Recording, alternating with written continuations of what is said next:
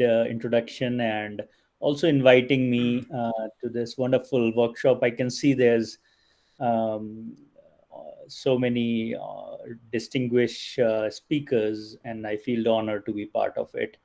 Um, I also want to thanks all the people who are behind the scenes. And I mean, this a massive workshop like this is not easy to carry out with a strong support from the colleagues and the department. So thank you very much once again. And so let me see if I could make something interesting to all of you. So today my goal here is to of course, you will be hearing lots of mathematics during whole workshop, and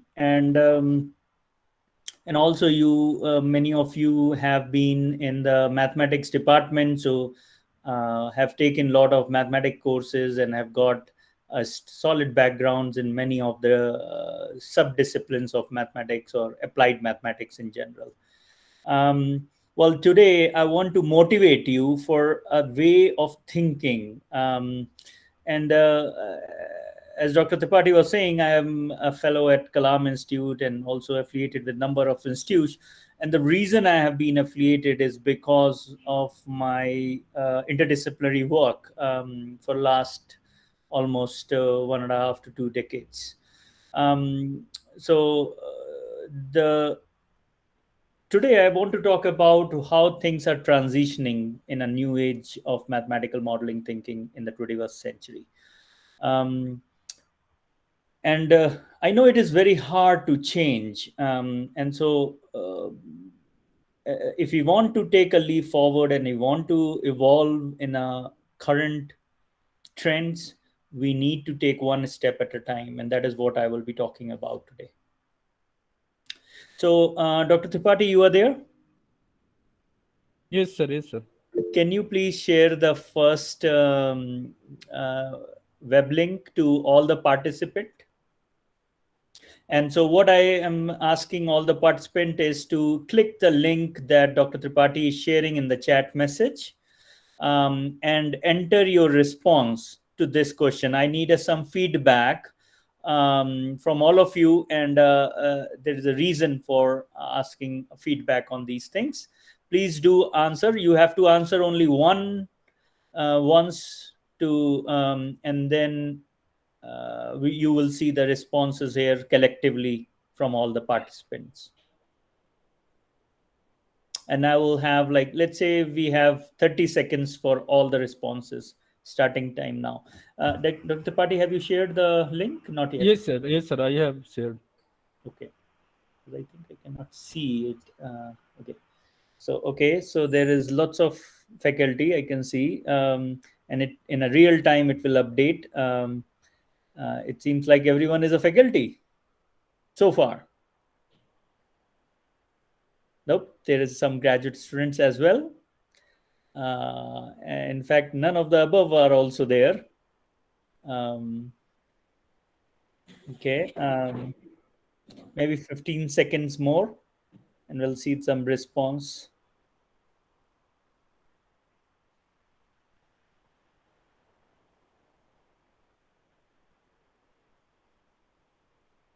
So we have to answer only once because if we keep answering that, it will keep on changing. Okay, so I'm guessing there is some undergraduates as well.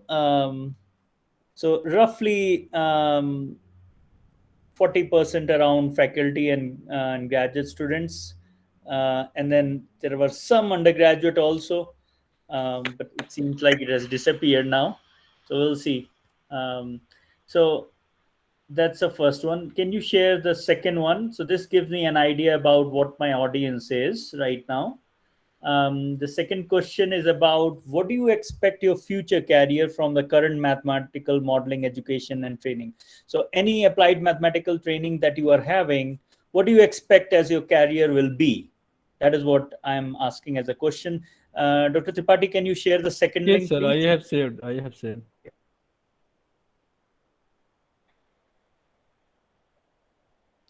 I'm not seeing the response. So it's let's have 30 seconds to write down a word. You can write down whatever the word comes to your mind. What is your future career, basically, that you are seeing yourself? You want to go to the industry, you want to go to the research, you want to go to the national lab, you want to work in your business. Um, okay, postdoc. There has been some comments by someone, but postdoc in where? Okay, teaching, research. Okay, try to be more specific. Maybe in chemical engineering field or industry or chemical engineering department, something more specific, or chemical engineering research. I'm just giving an example. Try to be more specific in that. Okay. Teaching, mathematical modeling, climate, I see disease and infections. Okay, national lab. Okay, fine. um, okay. Please keep filling up, because I saw like at least how many people are there. I think there are right now 32 folks, so at least we should have 32 words in this chart. Okay, so modeling. Uh,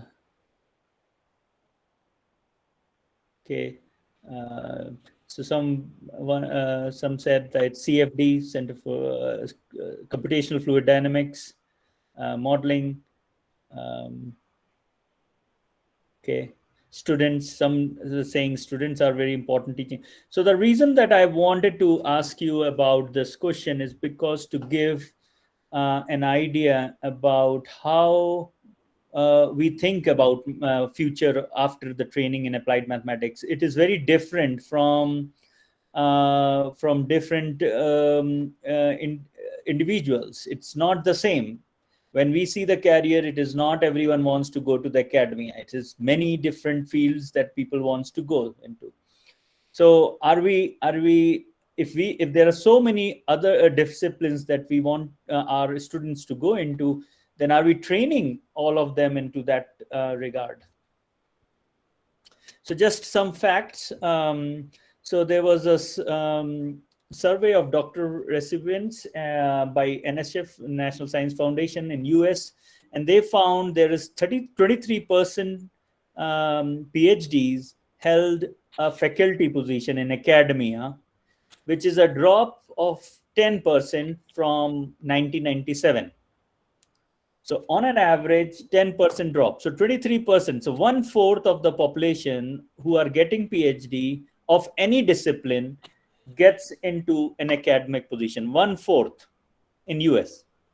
Math and computer science, this drop is very high. It's like 15% drop from 49% to 33% from 1997 to 2017.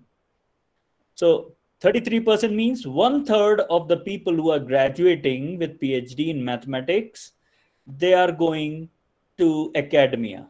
And what happening to two-third? They are going elsewhere. They are not going in academia. Okay. So 60%, 66% are going to elsewhere, first of all. In India, um, almost 6,000 people who get PhD annually in science disciplines, including mathematics. Not even a 2,000 of them. 2,000 is one third again, get a decent employment. Now, from IITs, it is different. 60% from IIT Chennai statistics that I'm talking about, 60% are in academia. But this is only people who are graduating from IITs. Okay.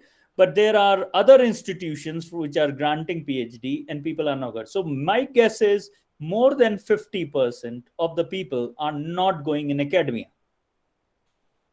Is that making sense, all of you? So 50% of the people who are graduating with PhD in STEM discipline, science, technology, science and mathematics, are not going in academia. But we are training everyone as if they will all go to the academia. So there are challenges. I was a faculty in US, and US is facing many of these challenges. For example, our students have no to limited scientific writing or professional presentation. We expect them to learn by themselves. We don't have a class, formal class for it. Or we don't have a reviewing papers. How do you review papers? We don't have a formal classroom for that. We don't know how to give a mentoring experience. There is no programs which wants to give a mentoring experience in it, for example. Entrepreneurship and innovation techniques, forget about this thing. We think that it is a part of a business course. Well, it is not. If you really want to get today's job, these are two very, very important things in the life. Also, not everything is education. I mean, you will have a formal research and education in a more comprehensive way if the mental health will be fine. So work life balance and stress management techniques, which have been nowadays implemented in US universities, are only few handful of universities are implementing it, not many.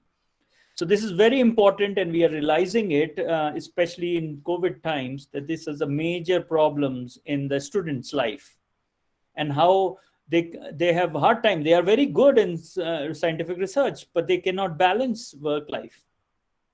So there has not been any formal training, formal classes on that. Of course, diversity and ethics trainings are very important if you are dealing with applied mathematics and data from different disciplines. This is very, very important, and we don't have a formal classroom. So these are some of the challenges we are facing every graduate student who's graduating. There's no formal training. Okay, so once we become a faculty or once we join a research, we are expected to do all these things by magic. And so we do trial and error. Not everyone does it in a best way possible. Okay, so the question of today is, are we training, or are we preparing new generation of math scientists? Okay, so I mean, I'm not giving an answer, but I'm kind of opening up can of worms and showing you what are the challenges. These are some recent institutes that are very good institutes, which are not traditionally type institute. They're different institutes that have come in last 5 years. For example, Public Health Foundation of India, it has been there for decades, but it got an autonomous university status in 2015 only. It is focusing on interdisciplinary research. Very important. There are lots of mathematical modelers also involved in that, for example. So they are faculty now. So it's not only taking faculty from public health, epidemiology, medicines, but they are also taking as a medicines. But we are not used to these institutes. There's a Marwadi University that has come out. It's run by Marwadi Education Foundation. It has a stock market. It has stocks in the share markets, and it's very important because the university is traded in the stock market now. I mean, the whether it's, so it has its own way of looking. The business aspects are kind of highlighted in that, and the way um, it is giving an experience to a faculty and students is very different than the traditional universities. There's also an institute called as Himalayan Institute of Alternatives. It's founded in 2017. It's training it in non-conventional ways. Its motto is learning through trial. They do experiments to teach something. They don't teach the classroom of mathematical calculus and or algebra and all those things. They give a hands-on experience on experiments, and that's how the people learns quantitative modelings, all those things. There's also a Kalam Institute of Technology that is initiated in 2017, and it's under Make in India, Government of India perspective, and it's the only institute in medical health technology in South Asia. So it's a very important thing. There wasn't people realizing that how important this health technology is. They talks about health economics, and there are quantitative scientists. I will say not mathematician directly, but quantitative scientists are there, and they are recruiting more. By the way, So we are not aware of some of these institutions. We should be aware of many of those things. Now, 21st century thinkers and hidden figures, what I think, are different nowadays. There are selected scientists that have a tremendous impact to the society as a whole. These are not traditional way of mathematicians. We look at it. For example, late Fred Breuer, he died this recently. He was a emeritus professor at the University of British Columbia. Um, he's very famous and he has very high citation. Just to tell you, he was retired and he was publishing in 2020. He published a paper which had a 1600 citation only last year. And his motto in the life was never too late to learn new skills. And why did I write that, never too late to learn new skills? Because he was very famous for differential equation. There are theorems in his name. But then middle of his professional life, he became population biologist. And in last decade or two, he became epidemiologist. His work was changing over wide spectrum. He was a pure mathematician and become a pure application person at the end of the life. um, and one of the things which he was very good in was the student loved him, his teaching. And he maintained his network of students till the last day of his life. He's an amazing mentor. If I would be go back 50 years ago and I do my PhD, I will do it with him. He's an amazing mentor in that regard. Second person is Dr. Simon Levin, I want to highlight. He's a distinguished faculty in Princeton University. But I'm not highlighting it because he's in the Princeton University. I'm highlighting him because he's an amazing mentor. He's an amazing person who is maintaining a strong network of interdisciplinary researchers throughout. Do you know his PhD was in mathematics? And then he was a faculty in Cornell University in computational and theoretical biology. And now he is in ecology and evolutionary biology department. So you see, he has transformed his career in quite different disciplines. It's not about mathematics. So the problems of real life is not department dependent. Okay, but he is also maintaining a strong network of interdisciplinary. He's very vast network of researchers that he worked for, and I'm collaborating with him currently. The third person that I want to highlight is Nasim Talab. These are amazing, talented 21st century scientists. I mean, it's not traditionally mathematician. He's considered as mathematical statisticians. He's work in risk analysis, and he's a distinguished professor in New York University. He has worked with Courant Institute of Mathematical Sciences at New York University before. Editor, his book Black Swan is considered as the best book in the since one of the top 10 books since World War II. And it is talking about extreme events. Extreme events are very, very less likely to happen. So he talks about why does it happen, what is the mechanisms. But he also talk about entrepreneurship and innovation techniques. These are very critical. We are not trained in mathematical, but he has trained himself, or he is trained because he was part of some of the institution which focused on these things. The next one that I want to highlight is Mr. Sonam Wongchuk. I don't know if guys have heard about, but he has got number of awards by Indian governments. He was Magsaysay Award winner. CNN has highlighted his Man of the Year by the Week magazine.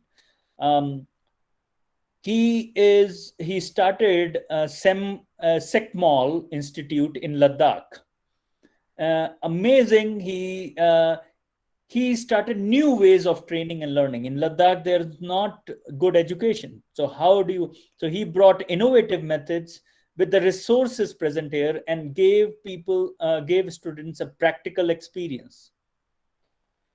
If you get a chance to read about him, do read about him. He has been awarded number of times by Indian government as well. So new ways of training and teaching. Well, what are the so after knowing some of the hidden figures or 21st century scientists that I think about is very key. I want to talk about future related to the application that I work on. I work on health sciences, 21st century problem. What are the problems we should focus on for applied mathematics? Well, just to tell you, Google used to be an information technology company, but not anymore. It's a medical unit now. Also, there's a company called as Verily. It's a medical side of Google. I don't know how many of you are aware of. Apple has now become a medical devices company. It has health sensor, portable diagnostic, something you wear in your arms to find out your diagnostic health status. So these many companies that used to be in a different fields now are transforming to the. So what I'm trying to show is the changes that are happening in today's world. Well, there are lots of us are working in modeling of cancer. Well, are we focusing on right questions? There recently cancer surveillance and detection has been a big issue in cancer. Why? Because you don't know how to detect it first of all, and if you detect it beforehand, you actually make cancer more worse because you disturb the cells and make it more worse.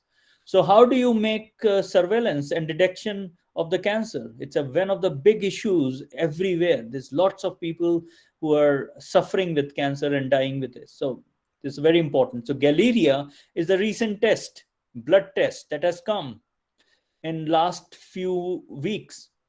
It can detect 15 different kind of cancer. 50. Amazing. But there's a trade-off. The trade-off is if you tell the people beforehand, a lot before the cancer, detect it early, then you are causing more anxiety in the populations. But then you are curing also some of them. How many of them you don't know, but that's the anxiety versus cure. So there is a trade-off in that one needs to understand, and mathematical modeling can help in that regard.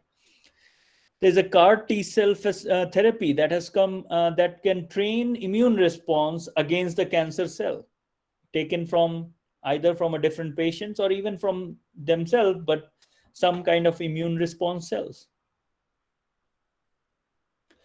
Well, social media has been used nowadays for healthcare management. How do you model that?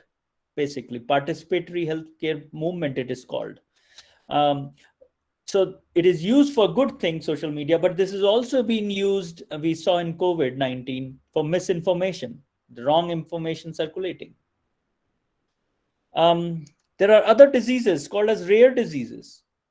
They are only 5% of roughly 7,000 rare disease have a drug.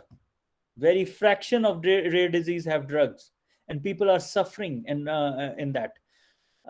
One of the medicine called Zolexma costs $2.1 million for one dose. One dose, it costs $2.1 million. We cannot afford. A common person cannot afford.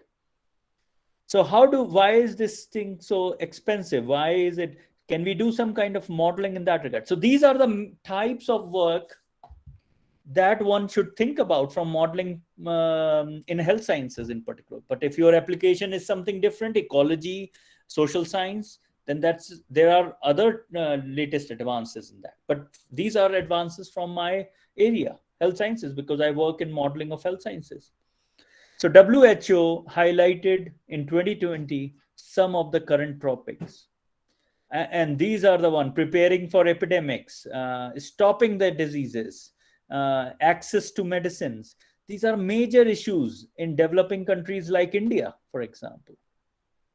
So are we our work on mathematical modeling focusing on those things, or we are still doing that old traditional way of doing mathematical modeling? There's in medicine called as precision medicine. So what is precision medicine? So let's look in the picture on the top right. There is one without precision medicine. You give the same therapy for a group of patient, and if a patients have same symptoms, you give the same therapy, same treatment. But not everyone gets the benefit. Only some recover, some has no benefit, and some have side effects to it. So if you give it based on symptoms, this is what happens. Traditionally, this is what is given in the medicine. But now the field of medicine is changing to precision medicine, in which you take care of patient genetic history, patient environment history, patient socioeconomic history. Where do person live? What person eats?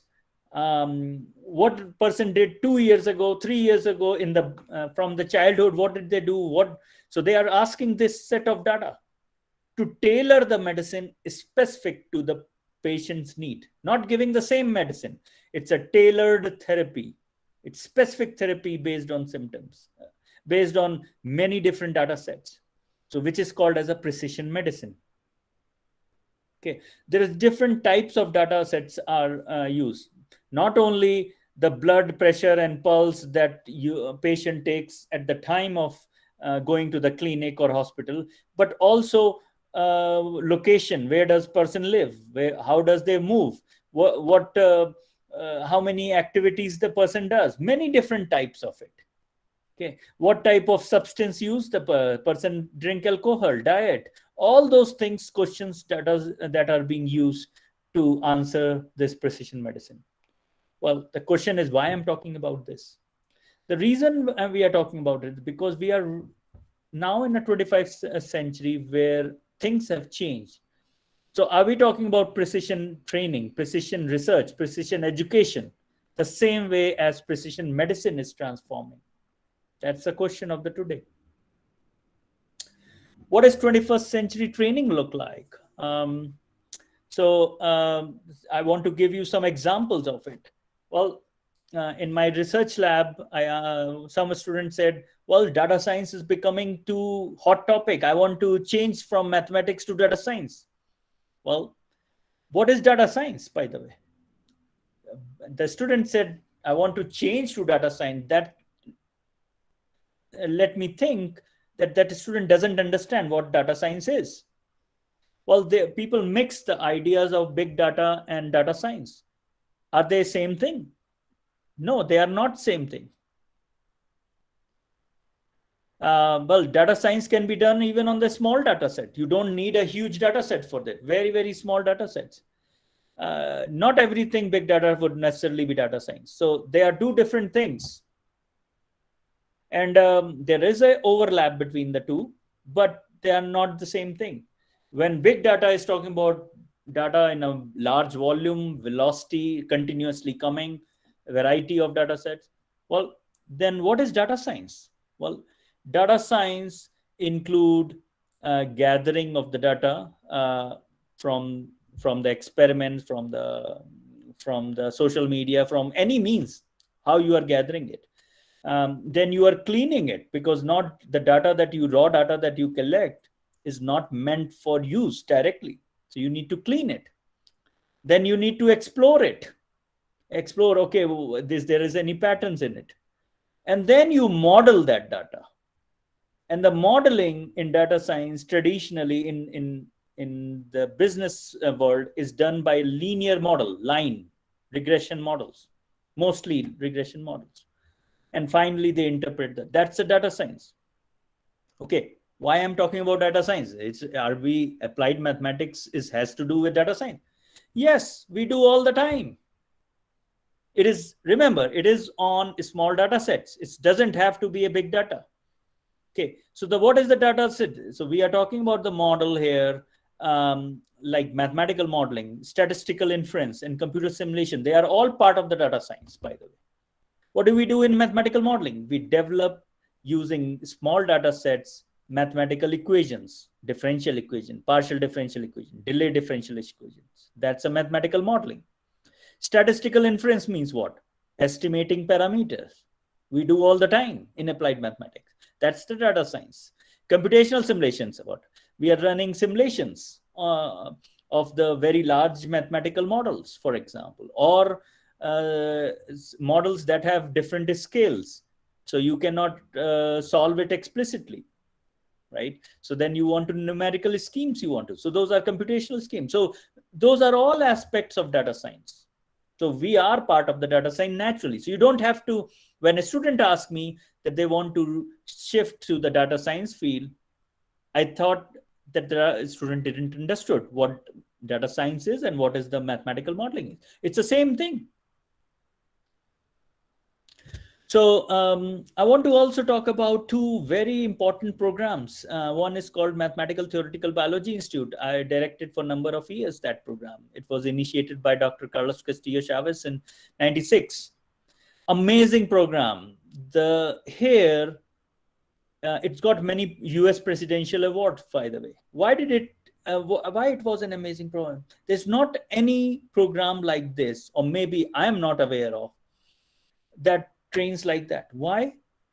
One of the feature of this program was when the student comes for research, we were not giving the project. Students were finding the projects from him or herself.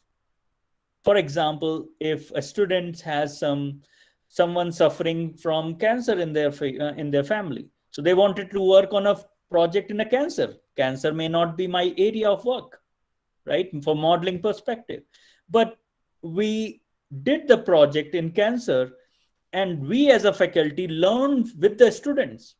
So we were not guiding the project, but students were learning from the practical fields. And since the students were interested in it, therefore that project turned out to be very good. So it is called as a flipped hierarchy. Hierarchy was flipped. The students were the trainer to the faculty. Okay. Faculty was helping in a mathematical understanding, but applications came from the students. So that was the feature of it.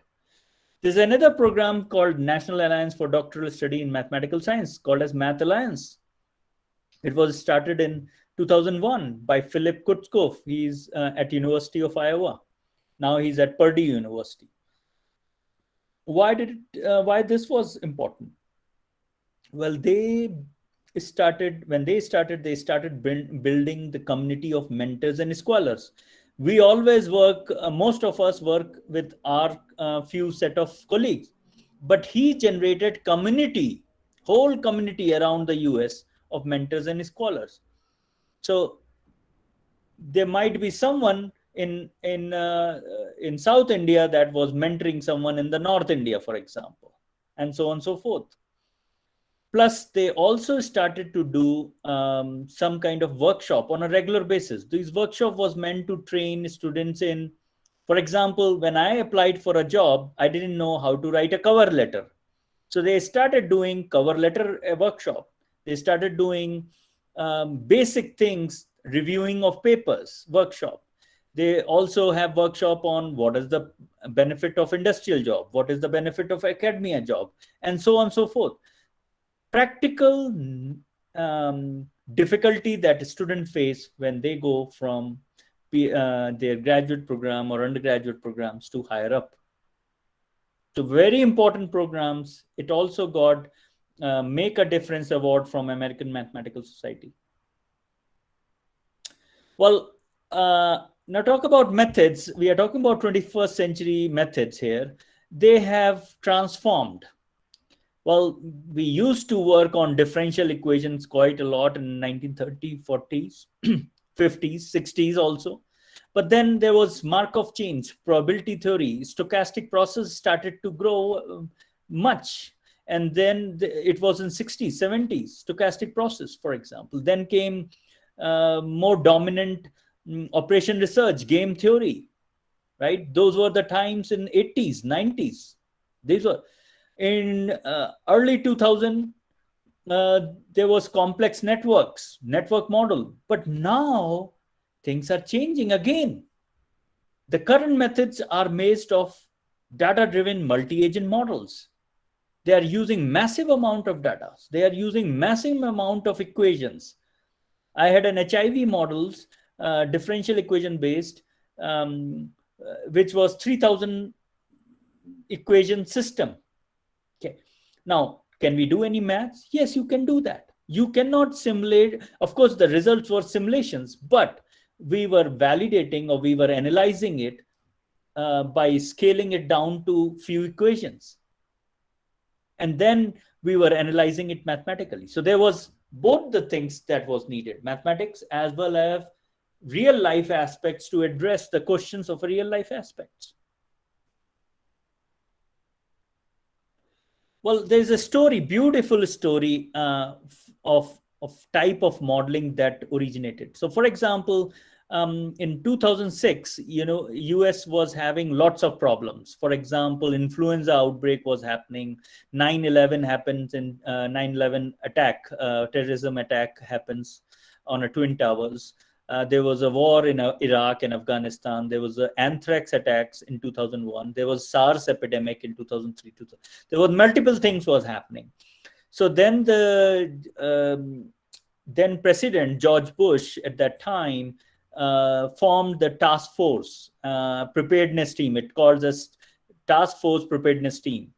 It has history person works in history. It has epidemiologists. It has mathematical modelists. It has physicists, computer scientists. It has a huge interdisciplinary team, and they have huge amount of money given to them to tackle many of these problems in future. So that was the time when US started to build stockpile means they were having stock of vaccine, stock of drugs for future attacks. They were building models um, for for hypothetical situations. Suppose there is a terrorist attack like 9/11 again somewhere else. For example, someone attacks the electricity system or water system. What do you do? Someone attacks on smallpox. There was a disease outbreak of pandemic. At that time, they started preparing it. So one of the things that came from that preparedness team in 2010 was huge amount of work on influenza 1918 outbreak. 1918 was the first outbreak, which was pandemic that was massive throughout the world. It was not modeled before that thoroughly as it was modeled in 2010. And the result of that was we were able to understand many things for COVID quickly because of the model in 2010 for influenza outbreak. So the question was, why did COVID happen then? Where was this preparedness team? Where was this task force that was built in 2006? Well, after George Bush, there was various president came and they reduced the funding. So this preparedness team lasted till 2015, quite good. But then after that, the funding decreased quite drastically. And so there was no new studies. So when the COVID-19 came as a preparedness, they were not prepared. Okay. So there were many concepts that came during that time. Like, for example, this flattening the curve. We talked about a lot but these were originated very recently in 2010 to 2015 onwards due to analysis of influenza outbreak in 1980. Okay. Well, what are applied mathematicians doing in their research career throughout their research? Well, usually they are taking in US, what I need to know about, they are taking one of these bubble and they are spending their whole life in these bubble, one of these, not all the bubble, but one of these bubbles. Either they are bifurcation analysis, they do all the bifurcation all the time, or they do statistical inference all the time, they do parameter estimation, or they are talking about numerical schemes, computational simulations. So one of the things they are doing it all the time throughout their career. Okay, the new field which is now emerging more, a decision analysis and participatory science. These are applied mathematician I am talking about. The last three bubbles, math, economics, decision analysis, participatory, these are new fields. New in the sense people have not worked so much in that area. Although what exactly it means, it's a huge interdisciplinary ideas. Okay. Well, in my career, what I do is many of these things. For example, understand the biological aspects, build a mathematical modeler, model, model, do the mathematical analysis, link it to the data, do the policy implications, and then go back. Basically, this is what I do. These are the tasks. Analysis of the so in order to do the mathematical model you have to understand what is the literature on that, right? And then these components we all know: mathematical analysis, models, linking data, and validation. Okay. The question that we don't know, how much effort we spend in these ones. Okay, well, in my case I spend 30% of the time in reading biological papers. 30% time. Mathematical analysis is just 25%. 30% in reading biological information and getting an idea. 10% in writing a non-linear from this information to mathematical equation in the model. 10% of the time. And 20% of the time in linking data to model. And 50% of the time is whether my result makes sense or not. That is called validation.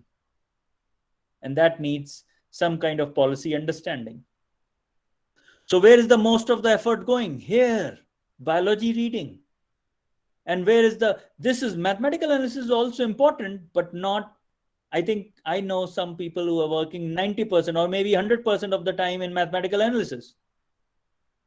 Well, again, if you want to be a current 21st century researcher, then we have to break down this thing in a different way than 40 years ago or 20 years ago, where we were spending a lot of time in mathematical analysis. So I published a paper in 2020, actually 21, this year, where we talked about hard lesson and how is this modeling trend shifting. We talked about multi-resolution modeling approach, the resolution that is taking into account many different things. There is something called as Delphi methods. Well, what are these? These are where the data is not available. You ask an expert to collect the data. That is called Delphi methods. Many of us are not. So we are collecting the data, but then we are doing, also we are involving the model results in decision making, and then we are kind of asking community also. So multi-resolution approach is quite innovative methods in the modeling methods, and it is published in Bulletin of Mathematical Biology. So have a look into that. It's a quite interesting aspect. This paper got published in this year as well in Nature, and it talks about modeling is just one component of the big cycle. And most of us are spending time here, which is giving us a least information and maybe less useful in some situations. And we need to think about estimation of parameters, outcomes, even how do we involve communities in answering the research questions. So this is different types of data set: clinical data set, biological data sets, epidemiologicals. How do we access these things? How do we integrate into mathematical objects? Okay, this is very, very important. We are just doing things many of those times which are 20 years old, 30 years old. It will not work in the 21st century. Things have changed quite drastically. Okay, so let's I think I have some time left. If not, maybe Dr.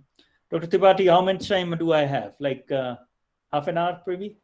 Yes, sir. Half an hour. The 40 Okay. minutes you have.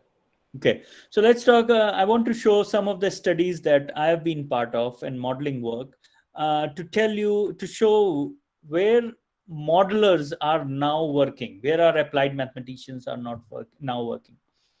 So recently there was two major airlines. It's a news into December actually of this year, just on 16th December. Two airlines CEOs said the masks are not needed in the planes. They say masks don't add anything much to the COVID-19 outbreak. And these were American Airlines and Southwest Airlines. They are very big airlines in US. Well, how did they come out with this thing?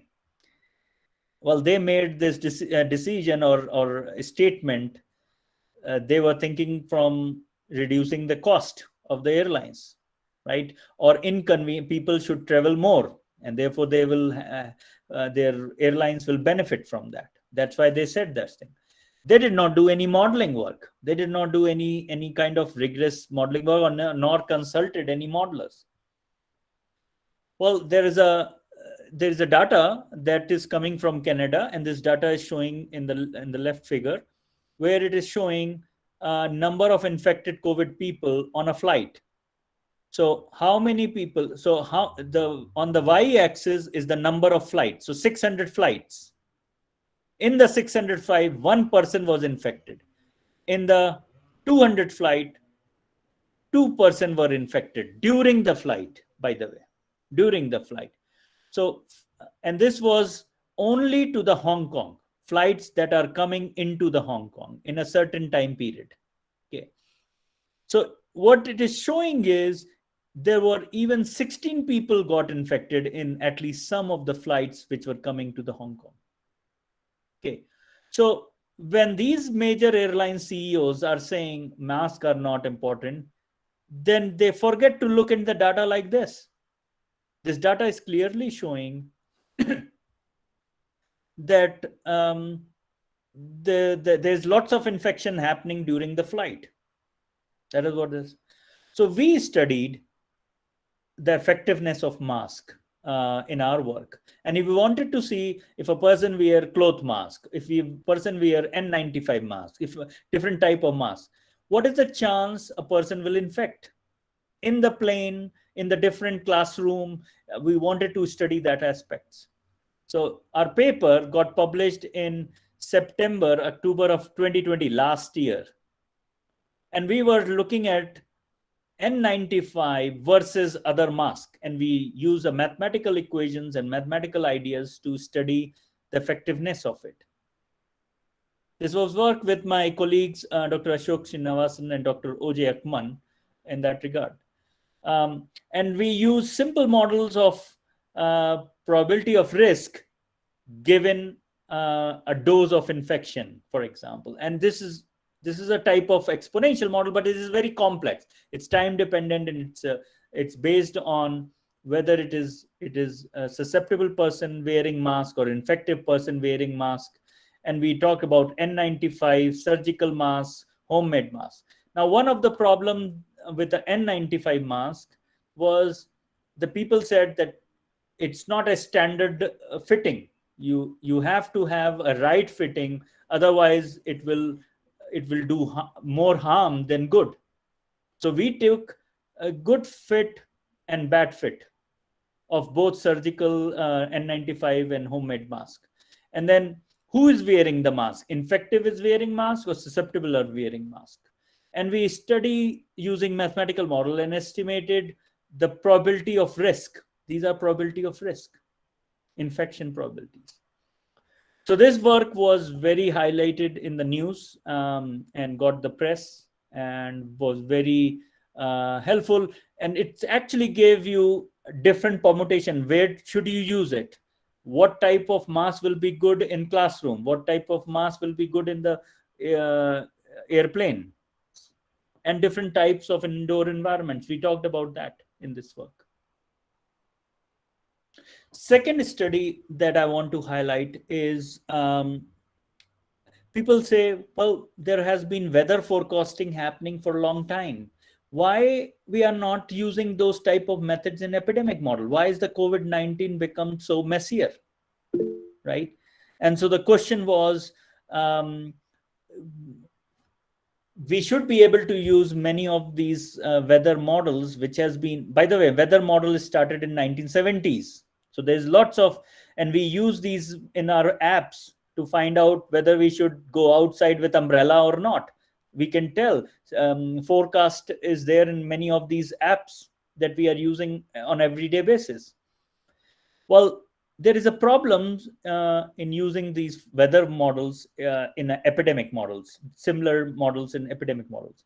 And the problem is in epidemic models, when we predict something from a model, the policy are made, policy government makes a policy. After the policy implementation, people change their behavior just because of the policy. So the model results doesn't hold after the policy implementation. Now think about weather forecasting.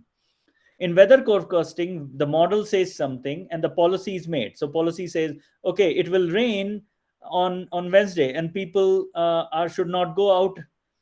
But that people's behavior will not affect the weather, but people's behavior affect the disease outbreak, disease trends, because disease are spread by people interaction. Does that make sense? So this, it is not same thing. So you cannot use the models for the weather forecasting as it is in the epidemic forecasting. So is it any of use? Weather forecasting is of use in epidemic models? The answer is yes, it is. One of the place where it is very used is multi-model assembles. In weather forecasting, you use set of not single model, but many models together, and use the average of those results to find out what is happening, to tell the projection. So how do you use it? So you need to weight good model and bad models, and there's a method to do that for weighting. Weighting is which model. There are many models you are using to project something, forecast something. So, but which model result you should take? It's an average overall, but is the average is same, or is the average is this model should have more average, more weight than this other model? So how do you decide? So there's a procedure to do that, and in weather forecasting we do that thing. And so though that methodological aspect, the uncertainty quantification, how do they do in weather forecasting, can be taken in epidemic models. So we did a work in Colombia. Colombia is here in the map. It's a South America country. Here, Colombia is here. And we use data from Colombian health department, and we use multi-model. We use different type of epidemic models here in the bottom of the sheet to find out what would be the preparedness for the health department. And it was useful in the Colombian states. So we talked about many cities in Colombia and Colombia as a whole also. Study 3, in this, I want to talk about catastrophe models. I don't know if you have heard about it, but it's used quite a lot by risk analysts who are working in insurance sector, or someone in the weather forecasting also uses some of this thing. It originated in 70s, but it is now adapted to the more sophisticated catastrophic events. So catastrophic events is like terrorist attack, like pandemic. These are all catastrophic events. So how do you model those catastrophic events? That's what it is talk about. So basically, it links the problem with immediate damages, and the catastrophic model come here, and then it links what is the long-term impact of the catastrophic models. So anyway, so this is used. It is important because it captures the linear relationship, it captures the non-linear relationship, but then it also captures the discontinuous that we see in real life. That is what is a catastrophic event. All of a sudden, situation changes. So basically, like cardiac arrest, for example, stroke, for example, seizure, certain kind of disorder, it happens all of a sudden in the life. So it's not only non-linear behavior, but the same model is capturing discontinuity, sudden discontinuity that is happening in it. Okay. So, well, what does it? So, one of the example is called Cusp catastrophic models. This is basically captured by stochastic process, uh, which is basically stochastic differential equation of this sort, and it is basically depends on three variables: z, x, and y.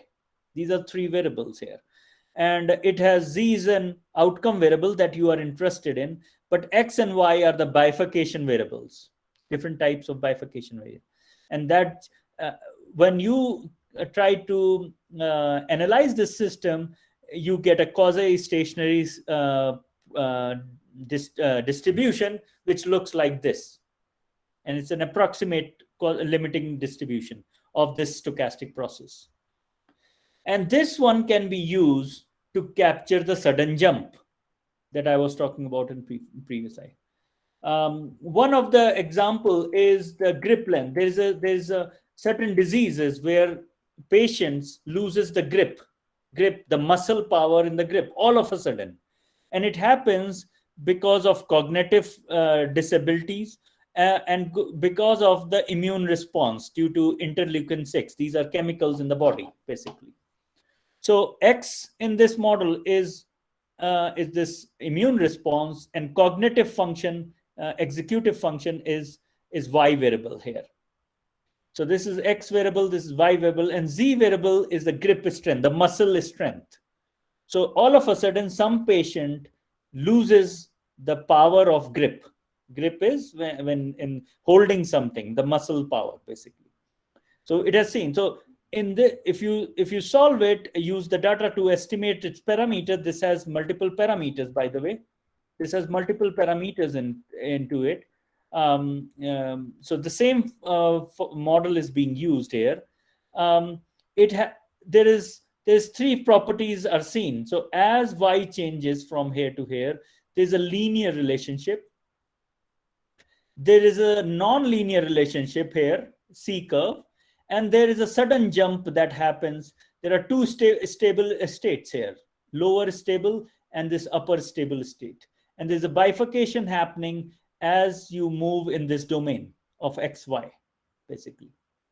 And these are called as catastrophic models to capture the sudden changes in the behavior. And this happens due to many different reasons. In medical field, it is used in strokes, and also in other areas, it is used quite a lot. This is an example of a project that I did, which is capturing the role of one treatment that is given to a sickle cell disease patient. Sickle cell disease patients do not live longer, by the way. They have very short life, and they get strokes very often. So and this happens from the childhood, and they basically cannot do normal function as normal people can do. Their sickle cell problems happens from childhood. Okay, so there are treatments that improve their condition but doesn't make their life better. But it makes, I mean, it'll make their life better, but not that they live for 60 years. Their life span on an average is 30-40 years, or at the most. So there are treatments that are available for them to change the hemoglobin level, keep on decreasing. So what happens is this medicine that impacts the hemoglobin level, and that increases the hemoglobin level. If a hemoglobin level keep down, then they happens the stroke all of a sudden. And if happens the stroke, they don't go to school, they don't do their normal functions, and that's their life suffers. Okay, if they will not go to school, they will not have education proper, or they will have delayed education, and therefore they will have low income to start with, and therefore they will have low socioeconomic status also. Does that make sense? So this model we use in the treatment inside the body to make their life course economic evaluation. We talked about economic trajectory, how much they will earn in their life from the treatment onwards. So this model used the catastrophic models, which was relating hemoglobin level and blood oxygenation. These are the two parameters that impact the risk of the stroke in their life, to their education level, using a regression model. So this was a catastrophic model. There was a regression model for economic values. So we were linking different types of models, and then there was a dynamic models, um, to understand their whole life feature. That's a real practical examples that I'm trying to give you guys. And then we talk about results in a people who are treated and people who are untreated. What is the difference we are seeing? How many people who get the treatment? So we are talking about a specific treatment here. um, how many percentage stroke reduction, percentage people who complete their high school, percentage of income increments, um, in their life course.